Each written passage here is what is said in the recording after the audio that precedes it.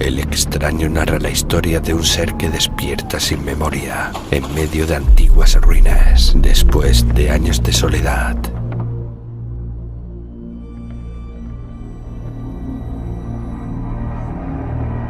Aquella noche el varón soñó con muchos infortunios y todos sus guerreros invitados, con silueta y forma de bruja, demonios y un gran sarcófago, fuimos presa de sus pesadillas. De John Keats.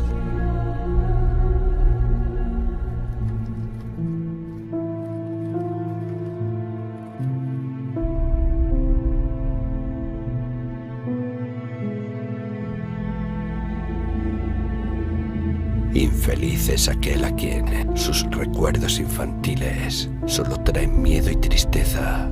Desgraciado aquel que vuelve la mirada hacia horas solitarias en vastos y lúgubres lugares de cortinados marrones y alucinantes hileras de antiguos volúmenes, o hacia pavorosas vigilias a la sombra de árboles descomunales y grotescos, cargados de enredaderas que agitan silenciosamente en las alturas sus ramas retorcidas.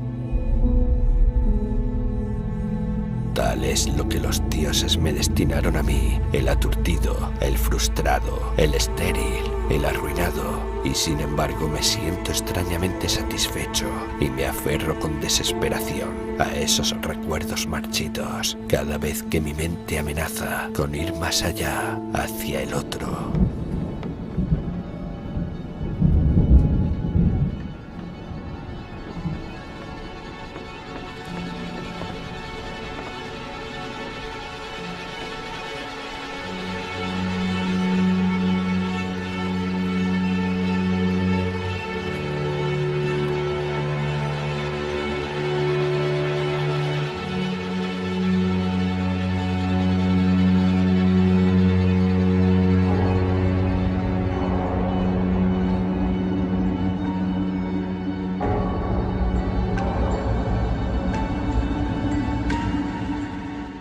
No sé dónde nací, salvo que el castillo era infinitamente horrible, lleno de pasadizos oscuros y con altos cielos rasos, donde la mirada solo hallaba telarañas y sombras.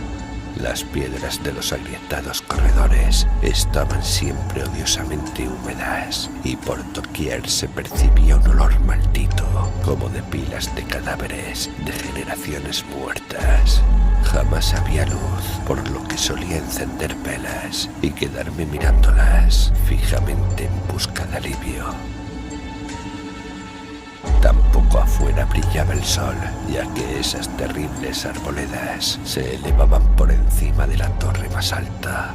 Una sola, una torre negra, sobrepasaba el ramaje y salía al cielo abierto y desconocido. Pero estaba casi en ruinas y solo se podía ascender a ella por un escarpado muro, poco menos que imposible de escalar. Debo haber vivido años en ese lugar, pero no puedo medir el tiempo. Seres vivos debieron haber atendido mis necesidades y sin embargo no puedo rememorar a persona alguna, excepto yo mismo. Ni ninguna cosa viviente salvo ratas, murciélagos y arañas, silenciosos todos.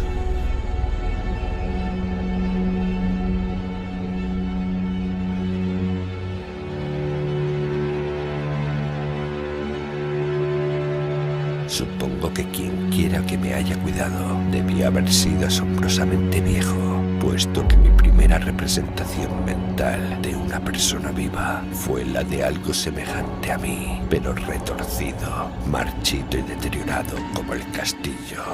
Para mí no tenían nada de grotescos los huesos y esqueletos esparcidos por las criptas de piedra cavadas en las profundidades de los cimientos.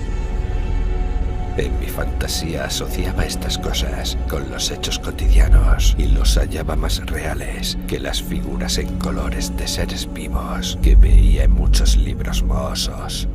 En esos libros aprendí todo lo que sé. Maestro alguno me urgió y me guió, y no recuerdo haber escuchado en todos esos años voces humanas, ni siquiera la mía, ya que si bien había leído acerca de la palabra hablada, nunca se me ocurrió hablar en voz alta.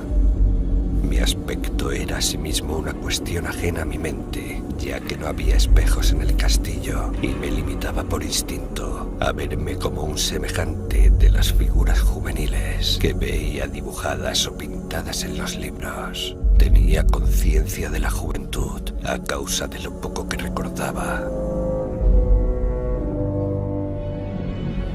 Afuera, tendido en el pútrido foso, bajo los árboles tenebrosos y mudos, solía pasarme horas enteras soñando lo que había leído en los libros. Añoraba verme entre gentes alegres, en el mundo soleado alente de la floresta interminable.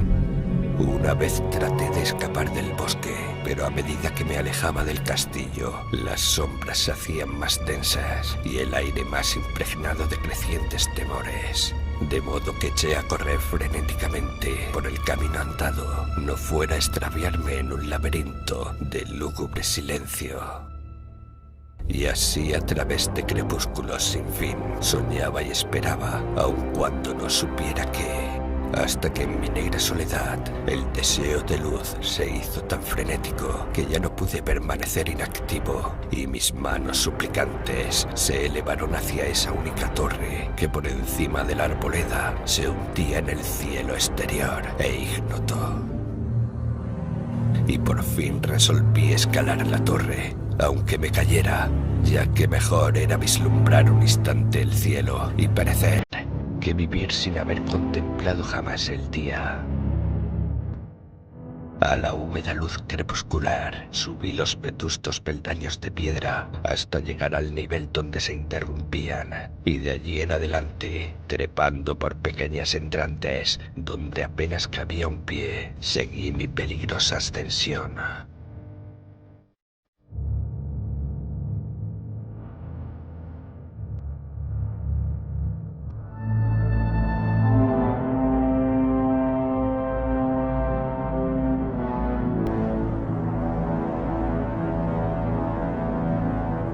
Horrendo y pavoroso era aquel cilindro rocoso, inerte y sin peldaños, negro, ruinoso y solitario, siniestro con su mudo aleteo de espantados murciélagos. Pero más horrenda aún era la lentitud de mi avance, ya que por más que trepase, las tinieblas que me envolvían no se disipaban, y un frío nuevo, como de moho venerable y embrujado, me invadió. Tiritando de frío me preguntaba por qué no llegaba la claridad, y de haberme atrevido, habría mirado hacia abajo. Antojóseme que la noche había caído de pronto sobre mí, y en vano tanteé con la mano libre en busca del antepecho de alguna ventana por la cual espiar hacia afuera y arriba y calcular a qué altura me encontraba. De pronto, al cabo de una interminable y espantosa subida a ciegas por aquel precipicio cóncavo y desesperado, sentí que la cabeza tocaba algo sólido. Supe entonces que debía haber ganado la terraza, o cuando menos, alguna clase de piso.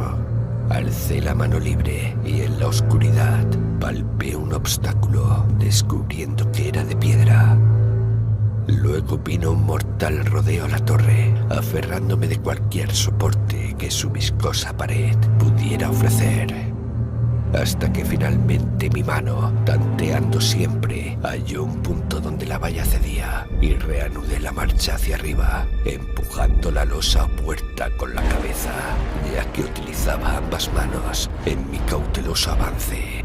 Arriba no apareció luz alguna, y a medida que mis manos iban más y más alto, supe que por el momento mi ascensión había terminado, ya que la puerta daba a una abertura que conducía a una superficie plana de piedra de mayor circunferencia que la torre inferior. Sin duda era el piso de alguna elevada y espaciosa cámara.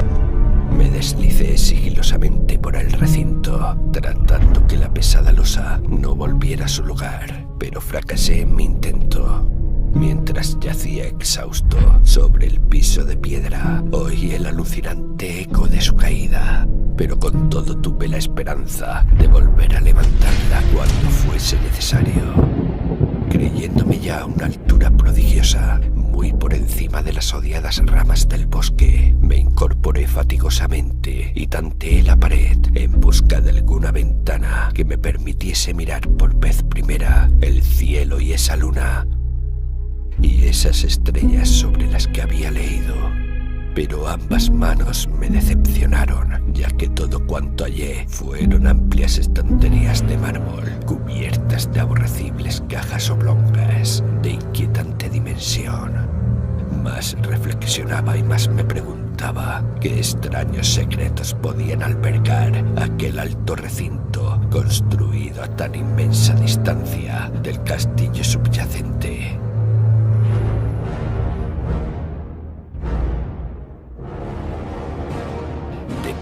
Mis manos tropezaron inesperadamente con el marco de una puerta, del cual colgaba una plancha de piedra de superficie rugosa a causa de las extrañas incisiones que la cubrían por completo. La puerta estaba cerrada, pero haciendo un supremo esfuerzo, superé todos los obstáculos y la abrí hacia adentro. Hecho esto, invadióme el éxtasis más puro jamás conocido.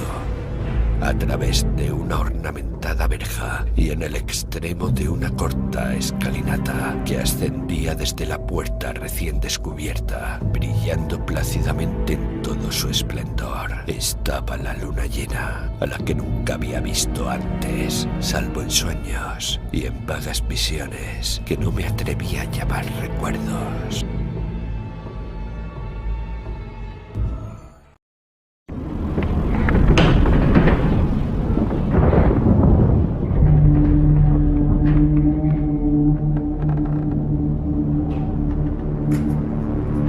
El extraño. Seguro ahora de que había alcanzado la cima del castillo, subí rápidamente los pocos peldaños que me separaban de la verja, pero en eso una nube tapó la luna, haciéndome tropezar, y en la oscuridad tuve que avanzar con mayor lentitud. Estaba todavía muy oscuro cuando llegué a la verja, la cual hallé abierta tras un cuidadoso examen, pero que no quise trasponer por temor a precipitarme desde la increíble altura que había alcanzado. Luego volvió a salir la luna. De todos los impactos imaginables, ninguno tan demoníaco como el de lo insondable y grotescamente inconcebible. Nada de lo soportado antes podía compararse al terror de lo que ahora estaba viendo, de las extraordinarias maravillas que el espectáculo implicaba.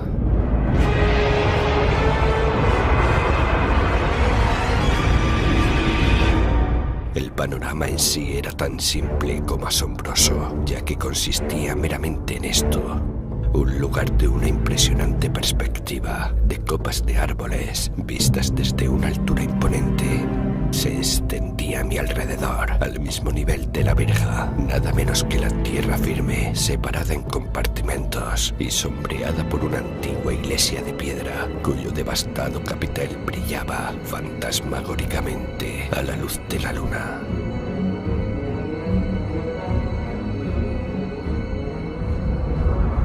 Medio inconsciente abrí la verja y avancé bamboleándome por la senda de grava blanca que se extendía en dos direcciones.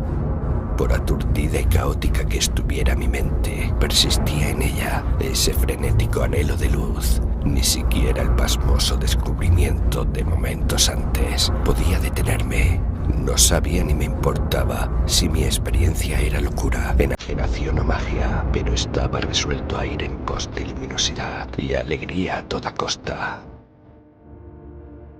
No sabía quién o qué era yo, ni cuáles podían ser mi ámbito y mis circunstancias. Sin embargo, a medida que proseguía mi tambaleante marcha, se insinuaba en mí una especie de tímido recuerdo latente que hacía mi avance no del todo fortuito, sin rumbo fijo por campo abierto.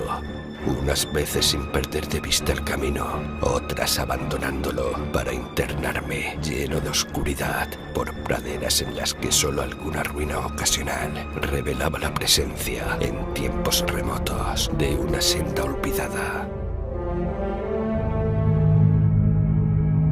En un momento dado, tuve que cruzar a nado un rápido río, cuyos restos de mampostería agrietada y mohosa hablaban de un puente mucho tiempo atrás desaparecido. Habían transcurrido más de 2 horas cuando llegué a lo que aparentemente era mi meta. Un venerable castillo cubierto de hiedras, enclavado en un gran parque de espesa arboleda de alucinante familiaridad para mí y sin embargo lleno de intrigantes novedades. Vi que el foso había sido rellenado y que varias de las torres que yo bien conocía estaban demolidas, al mismo tiempo que se erguían nuevas alas que confundían al espectador. Pero lo que observé con el máximo interés y deleite fueron las ventanas abiertas, inundadas de esplendorosa claridad y que enviaban al exterior ecos de la más alegre de las francachelas. Adelantándome hacia una de ellas, miré el interior y vi un grupo de personas extrañamente vestidas que departían entre sí con gran jarana. Como jamás había oído la voz humana, apenas si podía adivinar vagamente lo que decían. Algunas caras tenían expresiones que despertaban en mí remotísimos recuerdos. Otras, sin embargo, me eran absolutamente ajenas.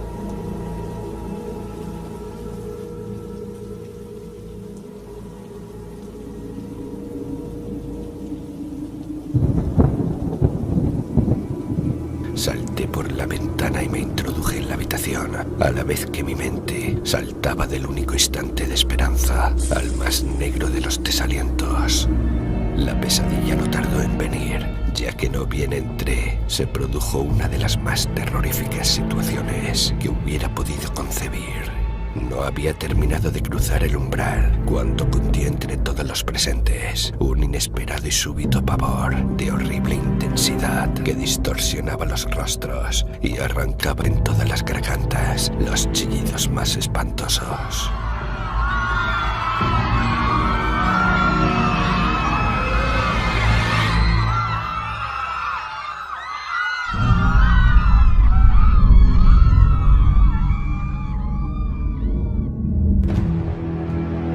El despante fue general y en medio del griterío y del pánico, varios sufrieron desmayos, siendo arrastrados por los que huían enloquecidos. Muchos se taparon los ojos con las manos y corrían a ciegas llevándose todo por delante, derribando los muebles y dándose contra las paredes en su desesperado intento de ganar alguna de las numerosas puertas. Solo y aturdido en el brillante recinto, escuchando los ecos cada vez más apagados de aquellos espeluznantes gritos, comencé a temblar pensando que podía ser aquello que me acechaba sin que yo lo viera. A primera vista el lugar parecía vacío, pero cuando me dirigí a una de las alcobas, creí detectar una presencia. Un amago de movimiento del otro lado del arco dorado que conducía a otra habitación, similar a la primera. A medida que me aproximaba a la arcada, comencé a percibir la presencia con más nitidez, y luego con el primero y último sonido que jamás emití, un aullido horrendo que me repugnó casi tanto como su morbosa causa.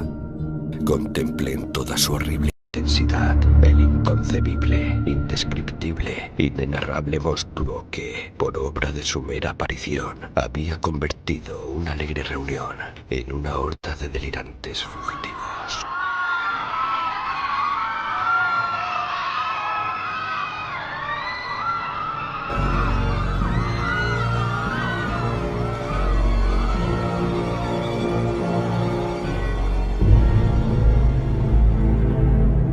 Puedo siquiera decir aproximadamente a qué se parecía, pues era un compuesto de todo lo que es impuro, pavoroso, indeseado, anormal y detestable. Era una fantasmagórica sombra de podredumbre, decrepitud y desolación, la pútrida y viscosa imagen de lo que es dañino. el atroz desnudo de algo que la tierra misericordiosa debería ocultar por siempre y jamás. Dios sabe que no era de este mundo, o al menos había dejado de serlo, y sin embargo, con enorme horror de mi parte, pude ver en su semblante carcomido, con huesos que se entreveían, una repulsiva y lejana reminiscencia de formas humanas, y en sus enmohecidos y destrozados harapos, una indecible cualidad que me estremecía más aún. Estaba casi paralizado, pero no tanto como para no hacer un débil esfuerzo hacia la salvación. Un tropezón hacia atrás, pero que no pudo romper el hechizo en que me tenía apresado el monstruo, sin voz, sin nombre. Mis ojos embrujados por aquellos asqueantes ojos vítreos que los miraba fijamente se negaban a cerrarse. Traté de levantar la mano y disipar la visión, pero estaba tan anonadado que el brazo no respondió por entero a mi voluntad. Sin embargo, el intento fue suficiente como para alterar mi equilibrio y bamboleando me di unos pasos hacia adelante para no caer. Al hacerlo, adquirí de pronto la angustiosa noción de la proximidad de la cosa, cuya inmunda respiración tenía casi la impresión de oír.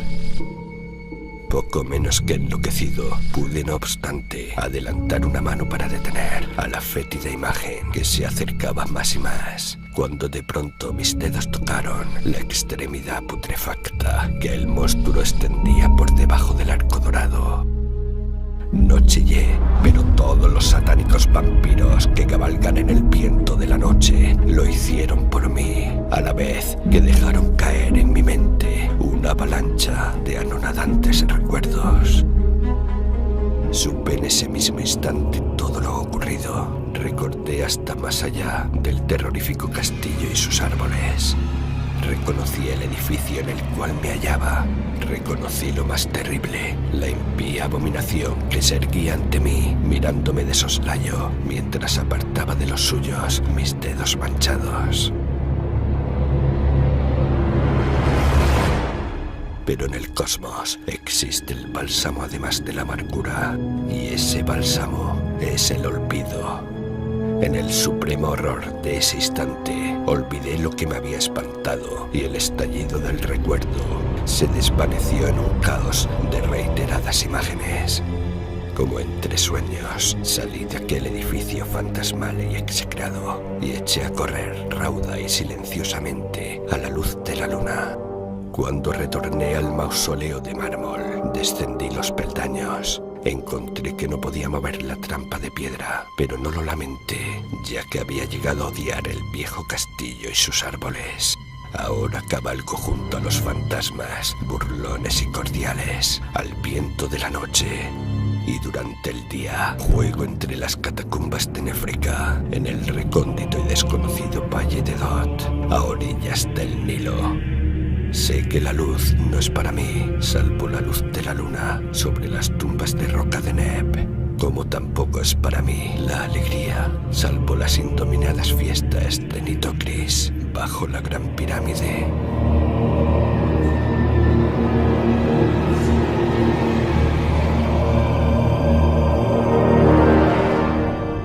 Y sin embargo, en mi nueva y salvaje libertad, agradezco casi la amargura de la alienación, pues aunque el olvido me ha dado la calma, no por eso ignoro que soy un extranjero. Un extraño a este siglo y a todos los que aún son hombres. Esto es lo que supe desde que extendí mis dedos hacia esa cosa abominable, surgida en aquel gran marco dorado. Desde que extendí mis dedos y toqué la fría e inexorable superficie de un pulido espejo.